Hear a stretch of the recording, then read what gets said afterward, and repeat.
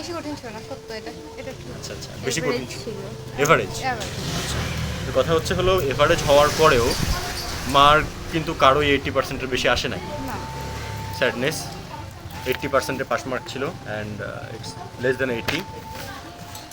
তো যাই হোক, নেক্সটে যে টপিকগুলো দেওয়া হয়েছে সেগুলোতে তো কনসিয়াস থাকতে হবে অবশ্যই। অ্যান্ড দ্বিতীয়ত আবারও বলছি তন্ময়, ভার্ব মানে শুধুমাত্র ভার্ব আইডেন্টিফিকেশনের প্রশ্ন আসবে না। তুমি যদি মাস্টার বা যে কোনো প্রশ্ন ব্যাংক এটা দেখো, ফাইনাইট ভার্ব কোনটা, নন ফাইনাইট কোনটা, এই ধরনের প্রশ্নগুলো কিন্তু খুবই খুব খুব ইজি প্রশ্ন হয়ে যাবে। এত সহজ প্রশ্নগুলো করবে না। রাইট ভার্ব মানে সেখানে রাইট ফর্ম অফ ভার্বসের প্রশ্ন থাকবে, সাবজেক্ট ভার্বের এগ্রিমেন্টের প্রশ্ন থাকবে, স্ট্রাকচারের প্রশ্ন সেখানে থাকবে।